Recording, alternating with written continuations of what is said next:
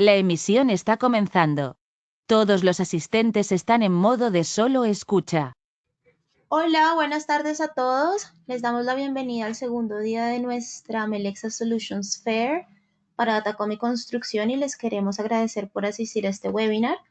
Hoy tenemos como conferencista a Cristian Ramírez, Technical Manager para la región andina de Simon, quien nos estará hablando sobre la preparación de la infraestructura aplicada a edificios inteligentes. Recuerden que habrá una sesión de preguntas al final y que este webinar está siendo grabado para compartirlo con ustedes. Cristian, te doy la palabra. Gracias, Paula. Muchas gracias a todos por unirse. Muy buenas tardes. Bueno, hay mucha información por compartir. Cuando estamos hablando sobre la preparación de los edificios inteligentes, evidentemente tenemos que traer sobre la mesa de discusión varios ingredientes. Estos ingredientes son tecnología, aplicaciones, y esas tecnologías, aplicaciones, pues obviamente combinarlas y llevarlas, en este caso, a la identidad o necesidad específica que tiene cada cliente.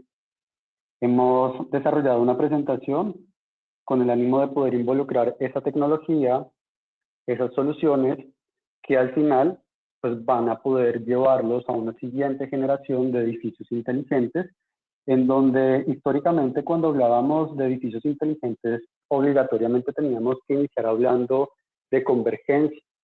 Y la convergencia históricamente se definía como aplicaciones de voz y datos que corrían a través de una plataforma o una red acreditada común. Hoy por hoy los límites de esa convergencia son mucho más extensos y podemos hablar de que cada vez más dispositivos se están adicionando e integrando nuestra red. Dentro de la preparación de la agenda hablaremos un poco sobre las velocidades Ethernet y sobre aquellas nuevas aplicaciones que quizás empiezan a tener un soporte específico para todo lo que tiene que ver con la automatización de los edificios. Acá estaremos hablando de Ethernet en un solo par. Hablaremos también sobre aplicaciones de video IP, como es el caso de Software Defined Video over Ethernet. Por supuesto, tenemos que hablar sobre redes Wi-Fi, Wireless Access Point, y el soporte en este caso que se tiene para ese soporte de nuevos dispositivos y cómo las redes inalámbricas coexisten dentro de una pasarela de cooperación con las redes alambradas. Hablaremos de nuevas configuraciones y topologías que hoy por hoy son requeridas por diseñadores y usuarios finales para conectar todos estos nuevos dispositivos que están sumando esfuerzos dentro de nuestros techos digitales y paredes digitales. Hablaremos de Power over Ethernet, que definitivamente tiene un rol muy marcado, determinante para esa evolución de edificios inteligentes, y de las implicaciones de Power over Ethernet en el medio físico. Acá estamos hablando del incremento de la temperatura, específicamente en los cables de par trenzado balanceado, y también hablaremos sobre el arco o la chispa que se puede generar en eventuales desconexiones que dañan los conectores y cómo poder proteger de alguna u otra forma ese hardware de conexión. Y por último, hablaremos sobre las topologías de cableado zonal. Luego, es un tema muy interesante, parte de esos ingredientes para poderlo llevar a esa siguiente generación de edificios inteligentes.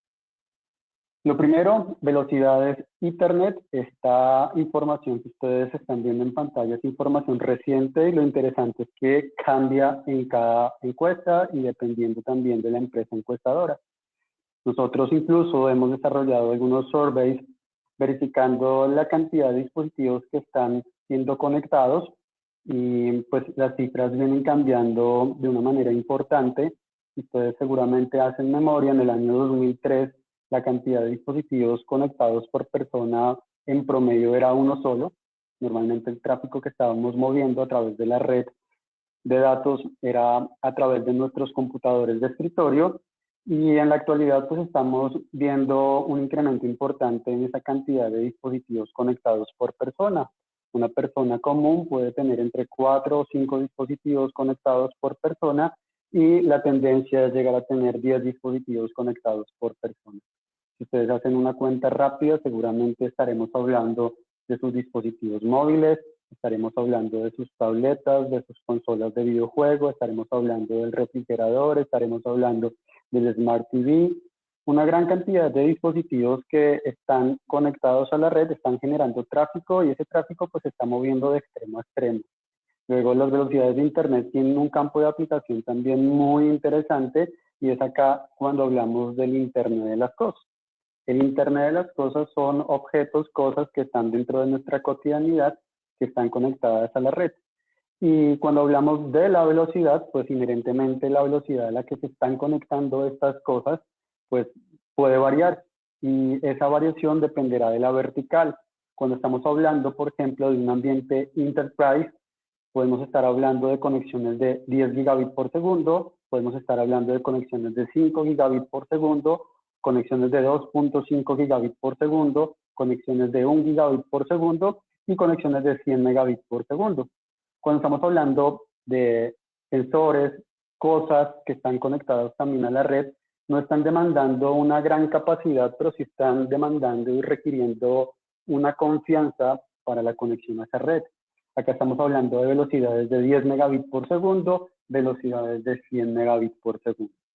Si nos desplazamos quizás a los data centers, entonces empezamos a hablar de velocidades desde 10 gigabits por segundo, y de ahí en adelante pudiésemos pisar el acelerador hasta los 400 gigabits por segundo, dependiendo del tipo de data center que estemos implementando o el que tengamos en nuestras instalaciones. Acá estamos hablando de data center enterprise, o data center edge, o data center cloud, o data center de hiperescala, que pues entran también a formar parte de este nuevo ecosistema. La realidad es que más dispositivos conectados pues están generando más tráfico, más información, y pues necesitamos una manera estándar para poder integrar toda esta gran cantidad de dispositivos a nuestra infraestructura. Por esa razón, estamos hablando que la convergencia extiende esos límites y empieza a incorporar conceptos estandarizados, acreditados a través de redes de cableado estructurado. Dentro de las redes de cableado estructurado, como lo pudimos también repasar muy rápidamente, pues podemos hablar de velocidades de 10 gigas, podemos hablar, por ejemplo, de velocidades de 25 y de 40 gigabits por segundo, y del potencial mercado que tiene cada una de estas velocidades. Cuando una velocidad es desarrollada por un grupo de estudio y de trabajo que seguramente ustedes han escuchado, como la IEEE o el Instituto de Ingenieros Eléctricos y Electrónicos por sus siglas en inglés. La IEEE se encarga de verificar ese potencial mercado, se encarga de desarrollar una factibilidad técnica sobre una aplicación específica, se encarga de desarrollar una factibilidad económica, se encarga de desarrollar también una distinción de la aplicación que va a sacar, es decir, que sea distinta a las demás, pero también que conserve en un quinto lugar una identidad que sea común entre las demás velocidades. Esa identidad pues es mucho más fácil de digerir cuando hablamos de redes de par trenzado balanceado, y podemos configurar redes con la opción de autonegociación, pero en las redes de fibra óptica, aunque no hay esta posibilidad, pues sí puedo tener soluciones escalables que me permiten tener o alcanzar velocidades de 40 gigabits por segundo, pero que también puedo desagregarlas en varias velocidades de 10 gigabits por segundo. La adopción y ese potencial mercado que justamente estábamos revisando, pues normalmente tiene una adopción, y parte de esa adopción se debe a la economía de escala. Si ustedes ven, 10 gigabits por segundo se liberó formalmente en el año 2002 para redes ópticas, y en el año 2006 para redes de par trenzado, pues ha tenido quizás un periodo de adopción quizás un poco lento, y ese periodo de adopción y esa curva de adopción seguramente para nuevas tecnologías, como lo van a ver a continuación, cada vez se acorta. La adopción y ese balance entre la economía y la funcionalidad hace que nosotros, los consumidores de toda esta tecnología, nos movamos mucho más rápido. Este es el caso de 40 gigabits por segundo, y es el caso de 25 gigabits por segundo, gigabit internet.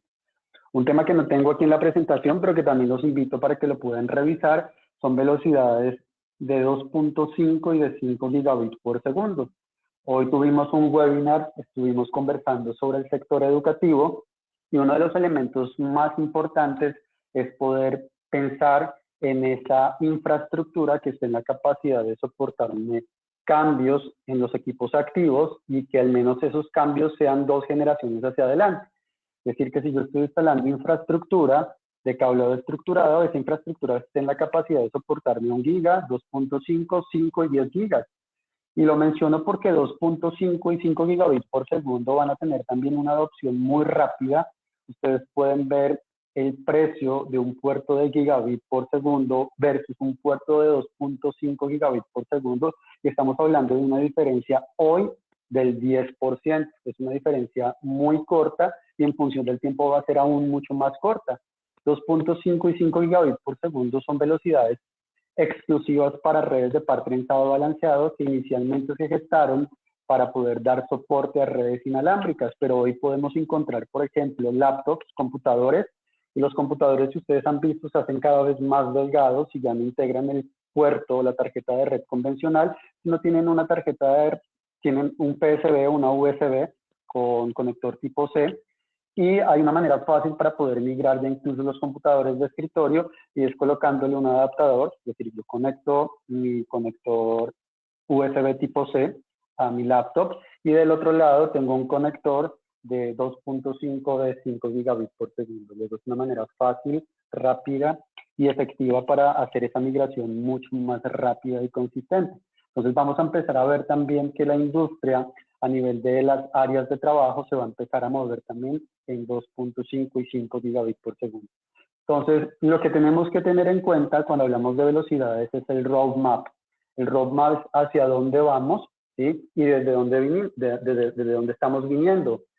Porque lo que permite el roadmap es tener una visión clara e inteligente sobre las inversiones tecnológicas que voy a hacer en los siguientes años. O si hoy quizás estoy pensando en hacer una inversión tecnológica, que la puedo hacer con un propósito específico, y ese propósito específico es poder soportar la mayor cantidad de generaciones de equipos activos con esa red de cableado estructurado, y que la red activa, en este caso los equipos, estén en la capacidad no solamente de proporcionarme una velocidad importante en la conexión, sino también redes de cooperación.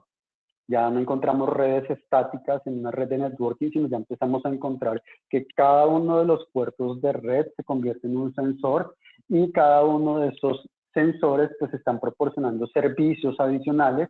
Y aquí pues seguramente también ustedes han escuchado conceptos como redes definidas por software, que introducen un concepto quizás mucho más evolucionado, donde la capa de control se centraliza, se independiza a través de lenguajes de programación, en donde yo puedo interactuar mucho más fácil con los usuarios y puedo hacer mucho más fácil el gerenciamiento y la administración de mi infraestructura.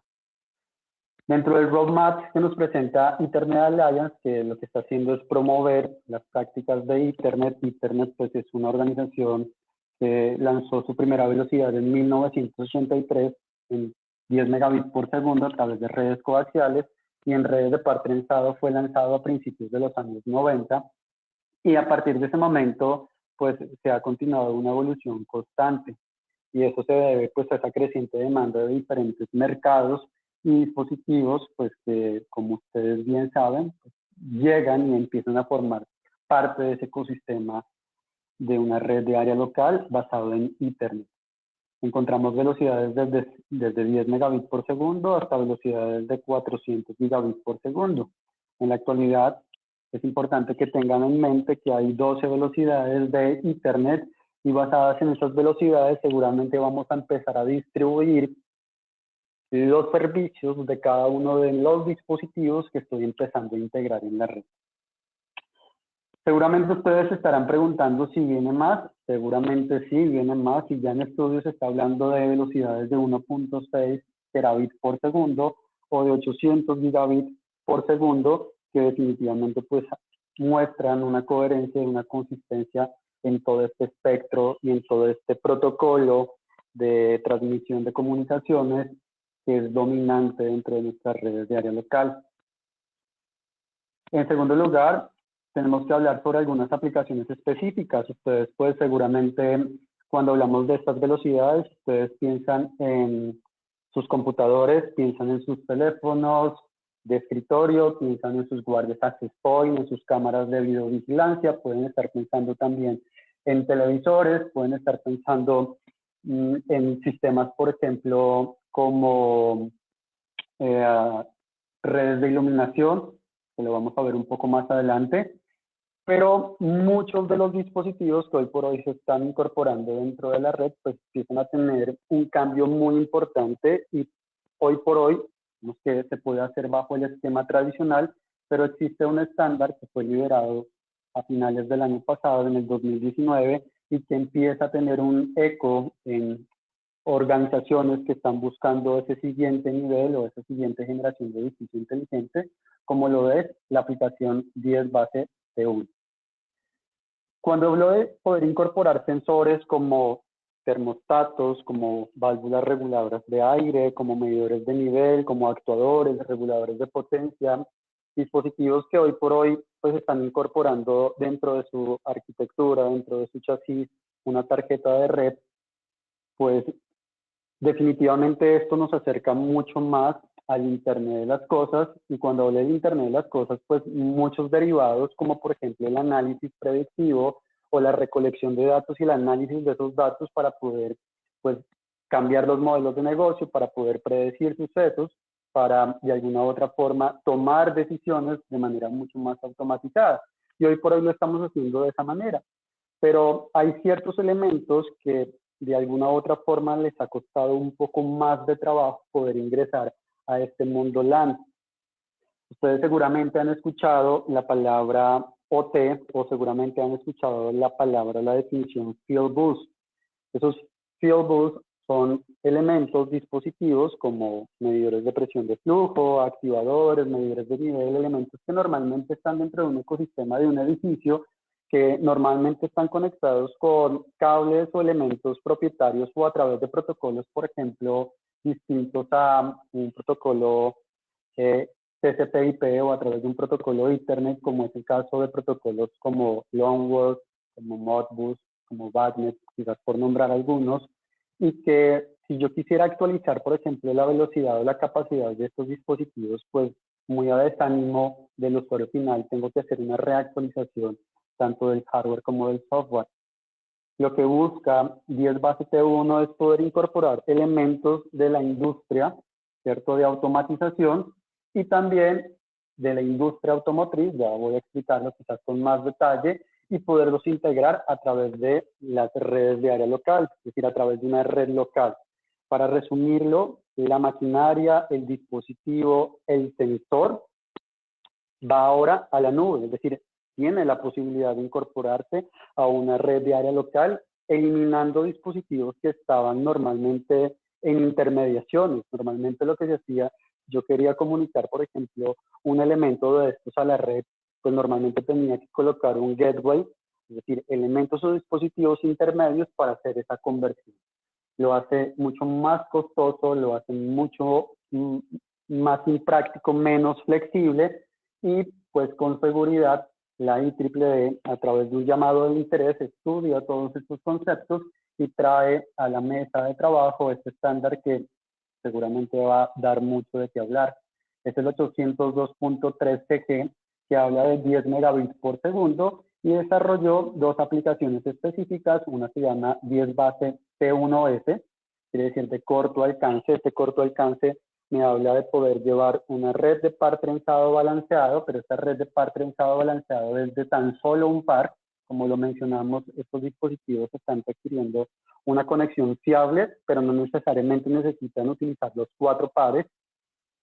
Luego, no necesitan alta velocidad, pero sí una conexión fiable, y T1S fue desarrollado para todo lo que es la industria automotriz, para colocar sensores en la parte frontal, lateral, por ejemplo, de la industria automotriz, y hacer mucho más fácil esa interacción con, por ejemplo, la industria 5G, que ahorita viene, Wi-Fi 5G, o para hacer la integración mucho más fácil en esa administración y ese control.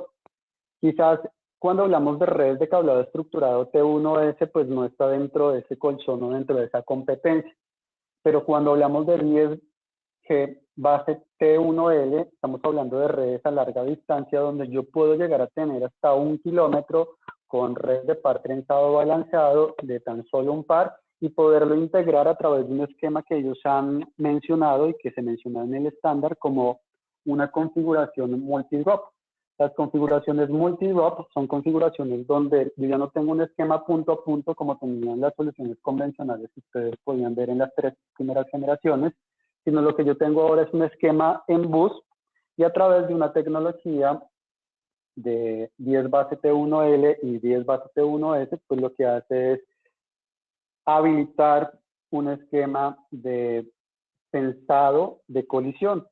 Esto hace que yo pueda incorporar más dispositivos, ¿sí? Lo hace también más rentable porque voy a utilizar menos cable y lo más interesante es que voy a poder integrarlo dentro de ese concepto de una red de área local porque mantiene ese ecosistema de trama Ethernet y a su vez pues también me genera un menor consumo.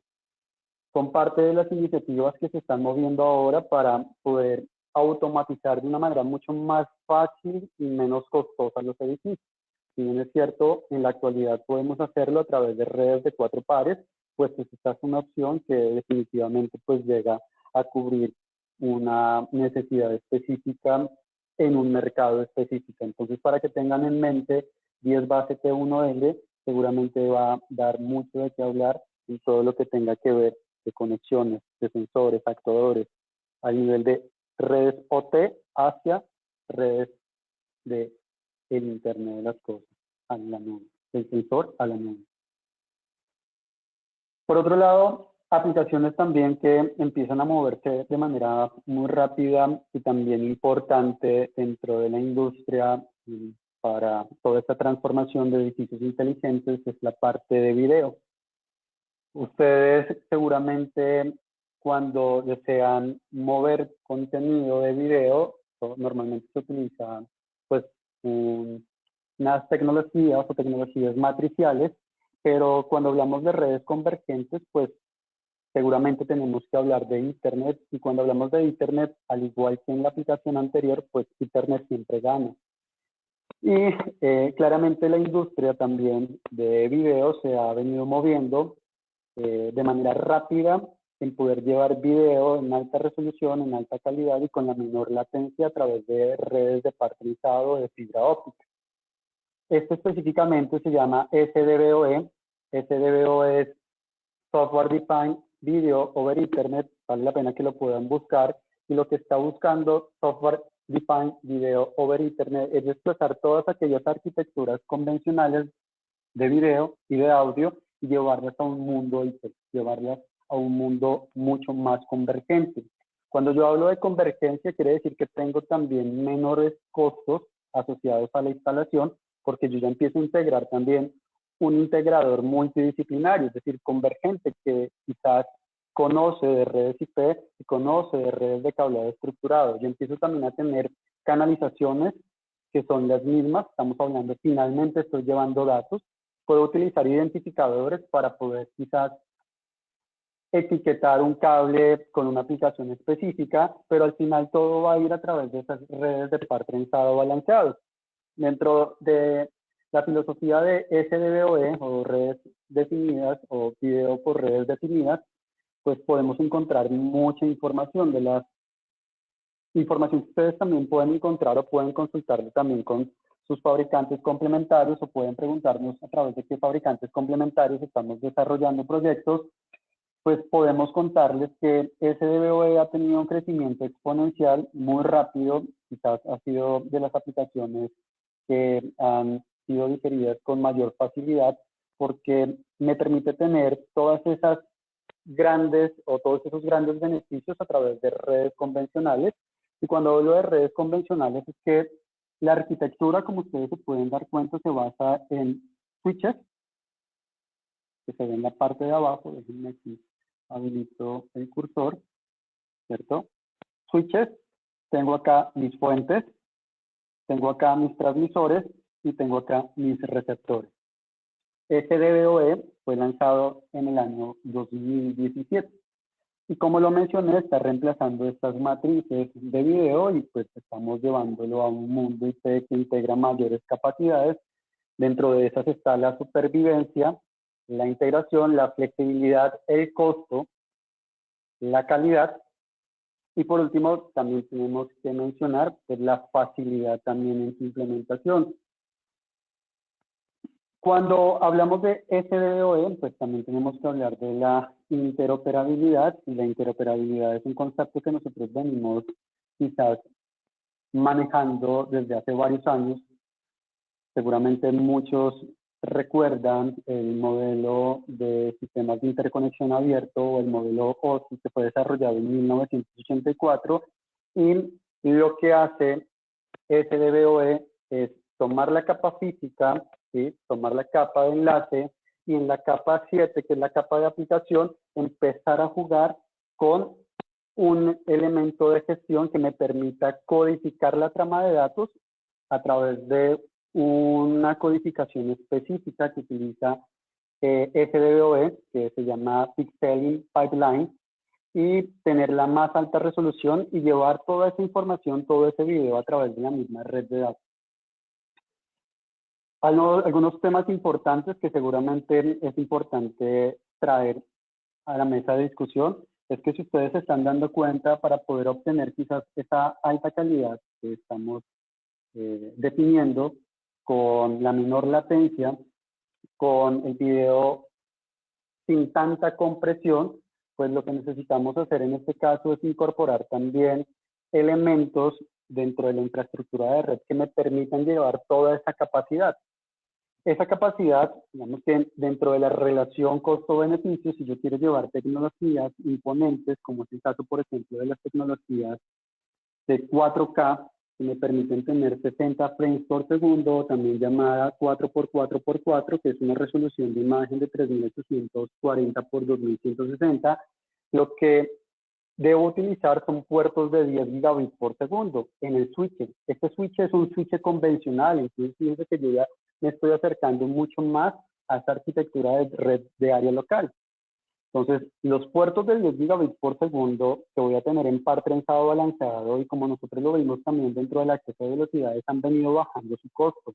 Hoy por hoy podemos ingresar a Amazon y poder comprar tarjetas de red entre 70 y 60 dólares con facilidad.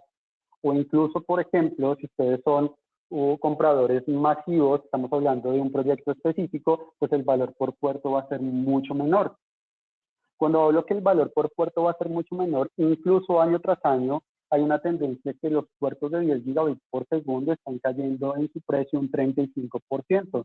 Luego hace que la tecnología sea mucho más accesible, como lo mencioné, con la más alta resolución, con la mayor calidad posible. Cuando estamos hablando de soluciones convencionales, las soluciones convencionales no permiten tener esta resolución y esta calidad en la imagen. Hay características específicas que tienen las redes definidas por software que seguramente podemos cubrir en otra sesión, pero incluso yo pudiese tener algo tan fácil y tan sencillo como tener dentro de un video wall múltiples imágenes, es decir, tengo este video wall, esta matriz que ustedes están viendo de 2x2, y en cada uno de esas matrices poder tener múltiples imágenes, y eso solamente es posible si yo tengo un control preciso de ese ancho de banda, y es solamente una tecnología comparable con una red matricial, pero las redes matriciales, como la que ustedes están viendo en la izquierda, son complejas, ¿cierto? Y no proporcionan los costos y la accesibilidad que se puede tener a través de redes mucho más convergentes como son las redes definidas por software. Wi-Fi es otra aplicación que empieza a sumar esfuerzos también dentro de la preparación de edificios inteligentes, y pues evidentemente cada uno de nosotros normalmente estamos portando nuestro propio dispositivo, y la conexión y los servicios de la red inalámbrica pues se hace totalmente imperativo. Ya cuando hablamos de redes de Wi-Fi, no simplemente hablamos del acceso a la velocidad, sino también tenemos la posibilidad de tener herramientas de colaboración que me permiten hacer seguimiento o análisis de datos para de alguna u otra forma poder tomar decisiones mucho más fáciles. Pero frente a la preparación de la tecnología, pues la tecnología Wi-Fi hoy por hoy es mucho más fácil quizás de poder entender.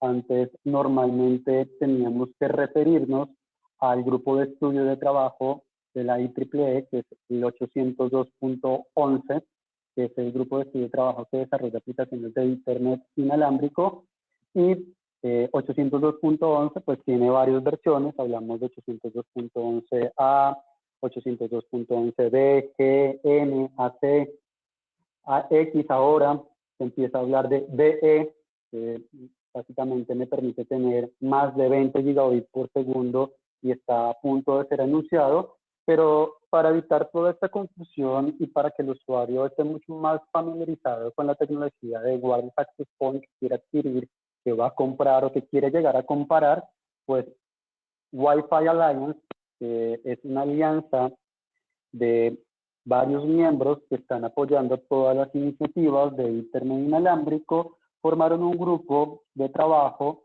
en donde han definido las redes convencionales de Wi-Fi que normalmente utilizamos dentro de nuestros edificios como Wi-Fi 1, Wi-Fi 2, Wi-Fi 3, Wi-Fi 4, Wi-Fi 5 y en la actualidad hasta Wi-Fi 6.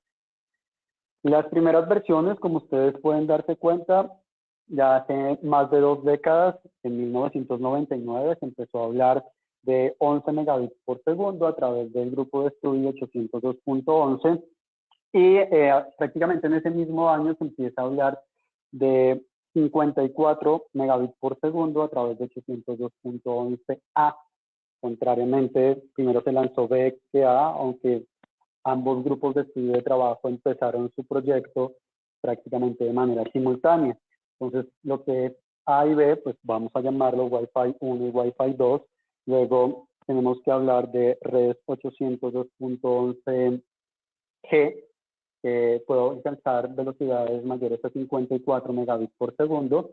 Wi-Fi 4, acá estamos hablando de 802.11N, acá puede alcanzar velocidades entre 450 megabits por segundo hasta 600 megabits por segundo, desarrollado en el año 2009. Y Wi-Fi 5, que es lo mínimo que se está implementando en la actualidad. De hecho, si nosotros queremos ir a Unilago, al centro de alta tecnología, para comprar un Wireless Access Point para nuestra casa, seguramente ya nos están ofreciendo tecnología Wi-Fi 5. Wi-Fi 5 tiene dos opciones o dos apellidos, por decirlo de alguna u otra forma. La primera enmienda, 802.11ac, onda 1, me permite tener una velocidad de 1.2 gigabits por segundo, ¿sí? Y la opción Wave 2 me permite tener velocidades más allá de 1.2 gigabits por segundo. Yo podría alcanzar fácilmente velocidades de 3.5 gigabits por segundo. ¿Qué determina Wave 1 o Wave 2? Lo que se determina a través de Wave 1 y Wave 2 son básicamente la cantidad de canales disponibles, el ancho de banda, y que Wave 2, en este caso, integra una tecnología que ustedes pueden encontrar documentada como múltiples usuarios, múltiples entradas y múltiples salidas. Es decir, yo puedo enviar información a múltiples usuarios que estén conectados a la red al mismo tiempo, dentro del mismo stream de datos. Lo que se recomienda entonces empezar a implementar es Wi-Fi como mínimo Wave 2, que es una tecnología que se liberó en el 2015. Luego, si ustedes se dan cuenta, el periodo de maduración pues ya ha sido vencido. Digamos que ya han pasado varios años, 5 años desde que se liberó, y luego ya podemos encontrar esa asequibilidad cuando voy a comparar una tecnología con la otra. Cuando hablo de siguientes generaciones, recientemente se publicó también Wi-Fi 6. Acá el estándar también lo van a poder encontrar documentado en la IEEE como 802.11ax.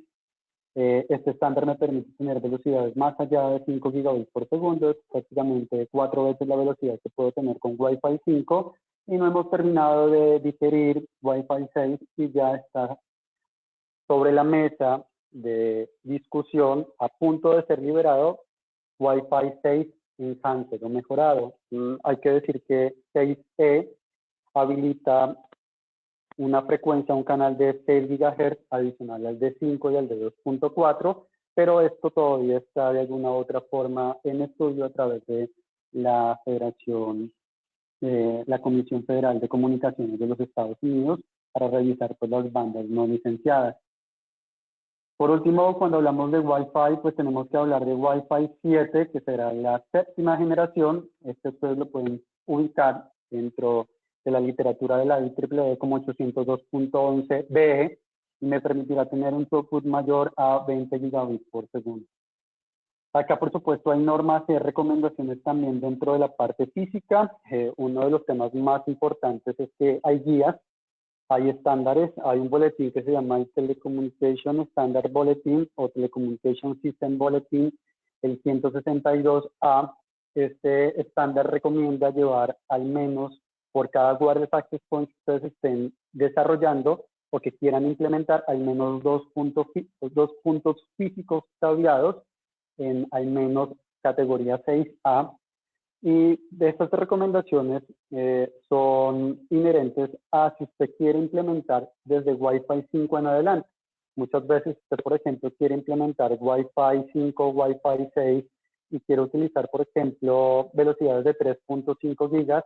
Acá, por ejemplo, empieza a traer empieza a llegar sobre la mesa de discusión la incorporación de switches multi-gigabit, que son switches de 2.5 y de 5 gigabits por segundo. Entonces, ¿de qué manera puedo combinar, por ejemplo, un puerto NBACT de 2.5 gigas con un enlace de 1 gigabit por segundo para a través de agregación por enlace o link aggregation poder combinar físicamente esos enlaces y incrementar el throughput y obtener esos 3.5 gigabits por segundo? O si quiero tener, por ejemplo, ya los 10 gigabits por segundo o los 5 gigabits por segundo, pues yo puedo tener ya un solo puerto, pero normalmente los Wireless Access Point ya vienen con dos puertos físicos para poder tener, por un lado, la gestión y la alimentación remota, es decir, Power over Ethernet, y por el otro lado, tener una gestión independiente, un módulo de control que me permita hacer o desarrollar algunas funciones dentro del diferenciamiento del Wireless Access Point.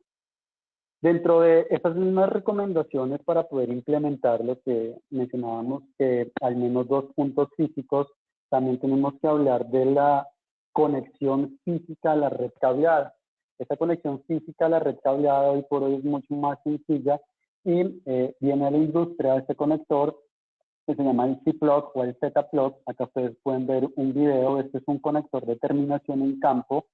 Se termina tan simple y tan sencillo como se puede terminar un jack, es decir, un outlet, que es el que yo coloco normalmente en la salida o en el área de trabajo, pero en este caso este plug es 6A, justamente buscando esa consistencia con estas recomendaciones que entrega el estándar. Si ustedes, por ejemplo, quieren hacer la terminación de un conector, de un plug convencional en un cable sólido, les va a costar mucho trabajo. Luego este Z-Plug ha vencido esa barrera de la dificultad que antes se tenía y también de poder lograr esa consistencia dentro del proceso de terminación. Esta configuración en donde yo puedo llevar y ahora conectar directamente cualquiera de los dispositivos que esté en techo o en pared está listada en la norma como enlace terminado en plug modular.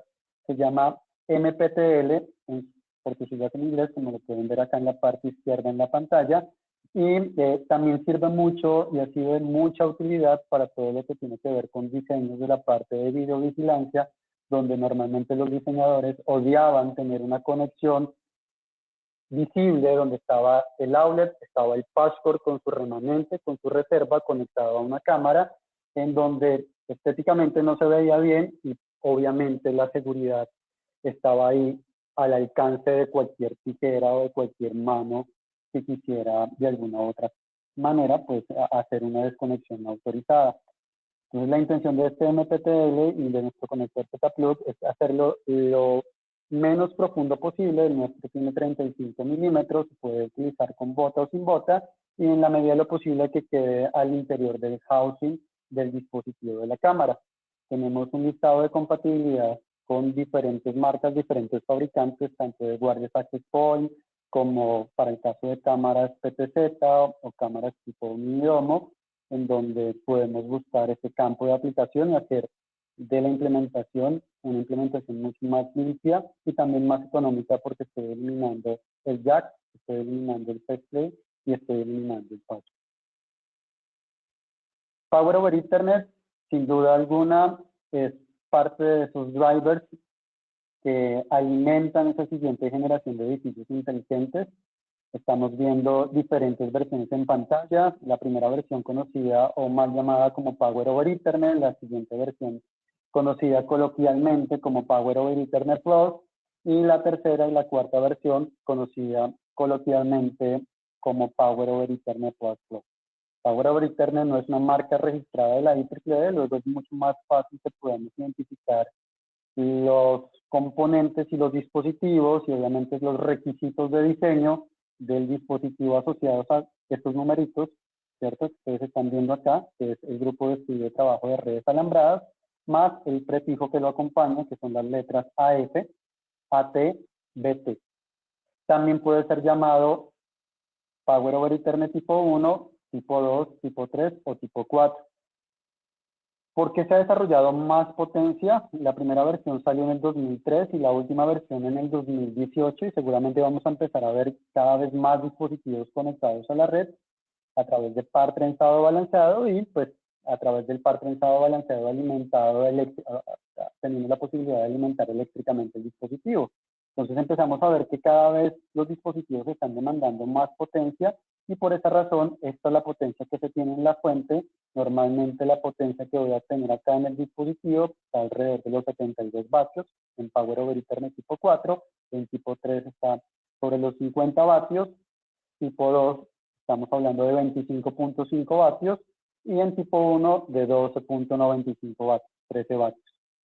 Esto sin duda creo que empieza a ser parte de ese ecosistema de edificio inteligente cuando empezamos a ver los dispositivos que estamos integrando dentro de nuestro edificio. Esos dispositivos pues normalmente son dispositivos que están funcionando en corriente continua, entonces lo que voy a hacer ahora es eliminar todo ese proceso de conversión de corriente continua a corriente alterna y hacerlo mucho más práctico, mucho más sencillo y al final no es solamente llevar la alimentación eléctrica, sino tener la posibilidad de tener la gestión. Cuando ustedes hablan con un coordinador, con un gerente de tecnología, la gestión es uno de sus pilares fundamentales. Pero claramente cuando estoy incrementando la potencia en el dispositivo, pues el nivel de corriente también está aumentando. En las primeras versiones hablábamos de 350 miliamperios y en las versiones más avanzadas, como PoE tipo 3 y tipo 4, estamos hablando de 960 miliamperios y de 600 miliamperios respectivamente. La corriente sí tiene un impacto directo con las redes de par trenzado balanceado. Y ese impacto directo está asociado al hardware de conexión y también a la implementación de la selección del cable. Cuando hablo del hardware de conexión, estoy hablando específicamente de los contactos, de los filamentos que internamente tiene el plug del outlet, que en función de los arcos que se producen normalmente cuando yo estoy haciendo una desconexión, pues van a empezar a erosionar cada uno de esos contactos. En función del tiempo, yo puedo tener un contacto, como lo pueden ver en la imagen de la parte derecha de su pantalla, que pues va a impedir que no solamente alimente eléctricamente el dispositivo, sino va a impedir que tenga ese control y esa gestión a través de mi red de datos. ¿Cómo poderlo evitar?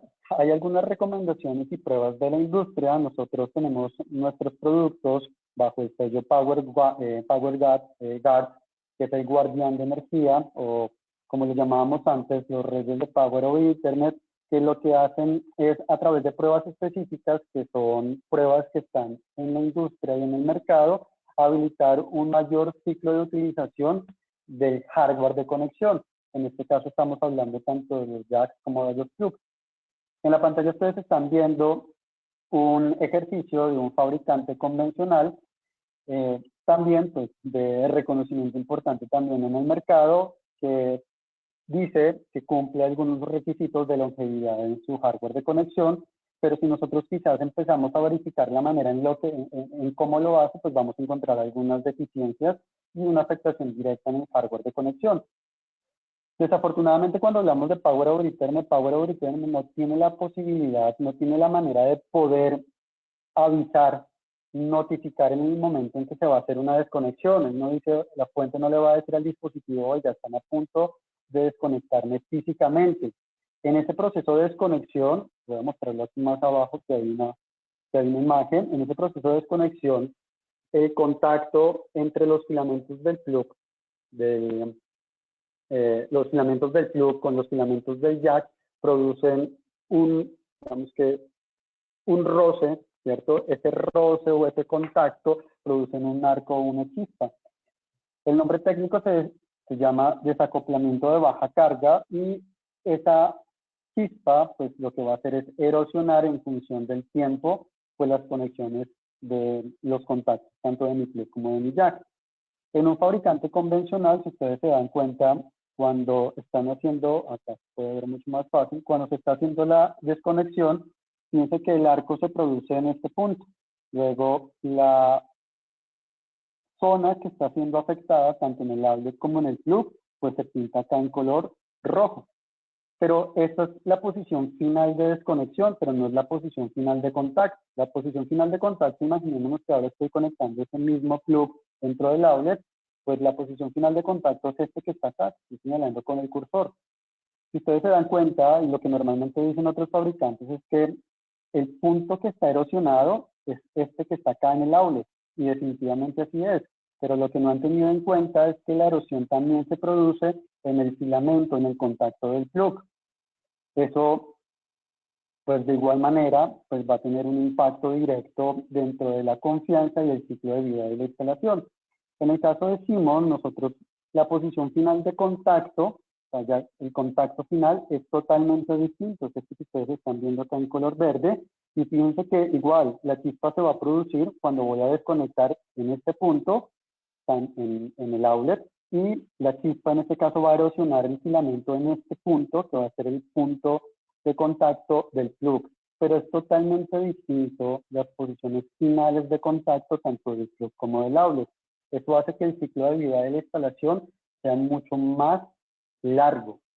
Hay pruebas específicas para probar el hardware de conexión. En este caso estamos hablando de una prueba que hace la Comisión Internacional de Electrotecnia, por sus siglas en inglés es la IEC, se llama la 60512-99-001, que habilita las pruebas para el hardware de conexión. No olviden poderlas pedir también dentro de la documentación que estén pidiendo. Eso garantiza que ustedes van a poder tener el mayor ciclo de vida, que normalmente hablamos de redes de cableado estructurado entre 15 y 20 años.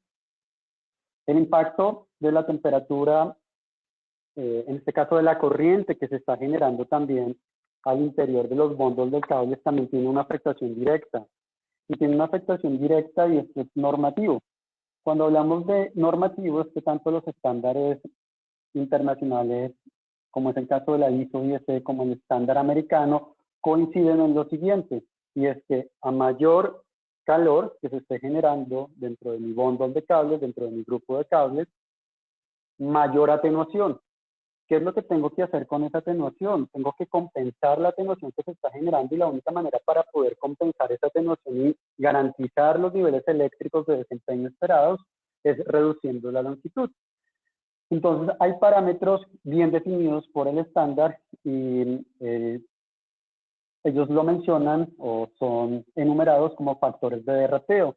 Los factores de derrateo son mucho más exigentes y afectan en mayor medida los cables UTP. En este caso, los cables UTP son cables que no tienen ningún tipo de apantallamiento comparado con los cables de tipo apantallado, como es el caso de las soluciones 6A FUTP o las soluciones 7A SFTP.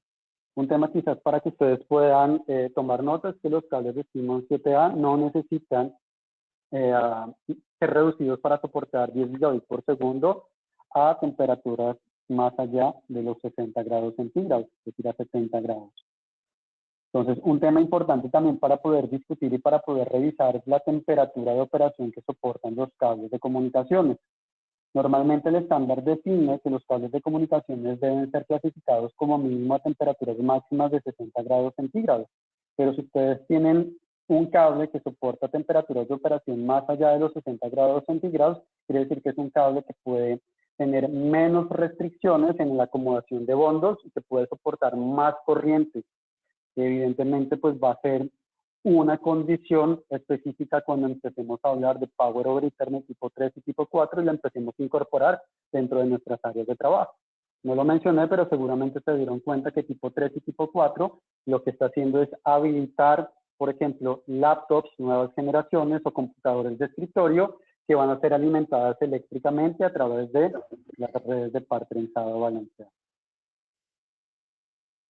Por último, pues es intentar de alguna u otra forma desprender ese concepto básico o quizás analógico en donde yo tengo múltiples disciplinas, múltiples subsistemas dentro de mi edificio y empiezo a tener sistemas totalmente convergentes. Cuando yo tengo múltiples disciplinas, tengo múltiples contratistas, tengo múltiples contratos para que el área de finanzas y el área de proyectos pues pueda entrar a manejar. Eso quiere decir más costo, más tiempo, ¿sí? Tengo canalizaciones independientes por lo general, tengo espacios independientes y tengo pues una infraestructura que se empieza a desarticular de toda esa era de siguiente generación de edificio inteligente. Lo que se prevé entonces es un enfoque totalmente lógico y convergente. Aquí sí estamos llevando la palabra convergente a su máximo nivel, en donde empezamos a integrar no solamente las aplicaciones que vimos en pantalla, sino también ya empezamos a integrar quizás elementos que antes no estaban siendo considerados dentro de la red, como es el caso de las luminarias. Las luminarias hoy por hoy ya no se discute el tipo de tecnología LED frente a tecnologías, por ejemplo, incandescentes, como por colocarles una idea, sino hoy la discusión es si es una lámpara LED AC o si es una lámpara LED DC. Cuando hablamos y empezamos a comparar LED AC con LED DC a nivel o en términos de eficiencia, no vamos a encontrar quizás un argumento lo suficientemente fuerte que lo pueda sustentar dentro del OPEX o dentro del CAPEX. ¿Por qué? Porque son muy similares. Vamos a encontrar quizás un punto de diferencia a favor de las luminarias LED en corriente continua. Pero lo que sí podemos hablar es que cuando yo empiezo a llevarlo a través de una LED DC, es decir, que la lámpara ya empieza a incorporar un conector, una tarjeta de red para ser integrada, para ser conectada a la red, pues yo ya empiezo a hablar de la gestión de los datos, ya empiezo a hablar de la recolección de los datos.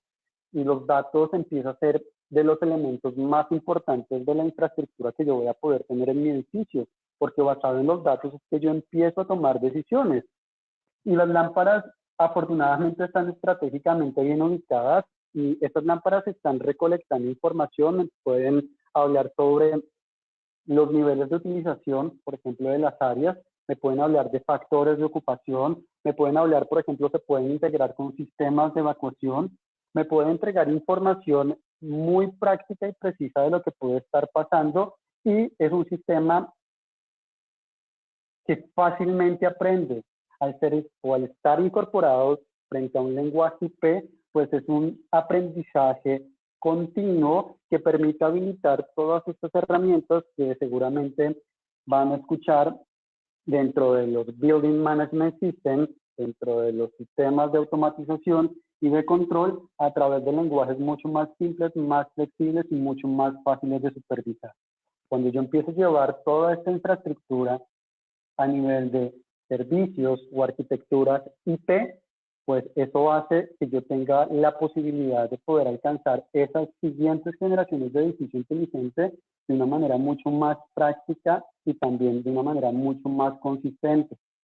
Por último, recordarles que cuando normalmente empezamos a hablar de edificios inteligentes, típicamente se empieza o se puede llegar a pensar que llevando todos estos sistemas a un lenguaje común, como es el lenguaje IP, puede resultar costoso. Sin embargo, cuando yo empiezo a pensar en la automatización y en ese control, a través de ese intérprete ahora va a ser un intérprete de un solo lenguaje, un lenguaje común, mucho más natural, y es allá donde siempre vamos a llegar.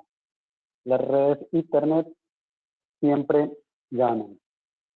La preparación de edificios inteligentes luego pues constituye una gran cantidad de elementos, quizás falta por mencionar, y podemos quizás ampliar la información, estándares de la industria que se ponen al servicio de este tipo de topologías o de este tipo de arquitecturas, podemos encontrar estándares que son de voluntario cumplimiento, como es el caso de la ISO IS 11801-6, que habla sobre edificios inteligentes.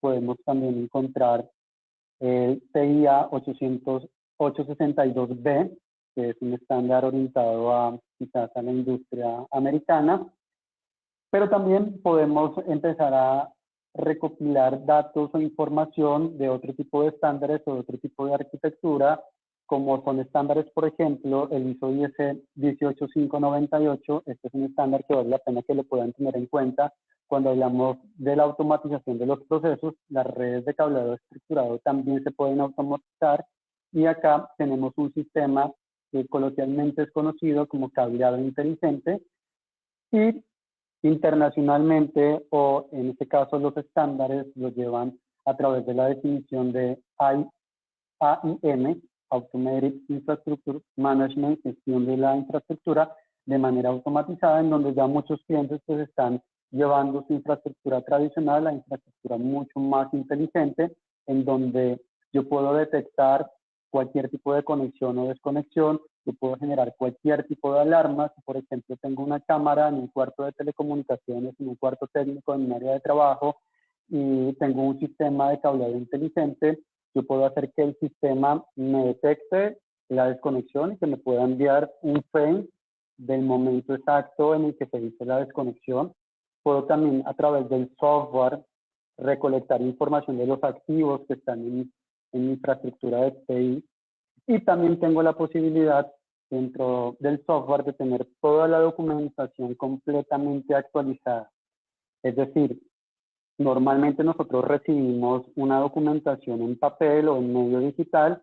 Esa documentación que está en papel o en medio digital muy rara vez se actualiza frente a las modificaciones, las adiciones y los cambios que se pueden presentar, y que de hecho son el común denominador hoy por hoy, es la regla y no la excepción de las infraestructuras de los edificios.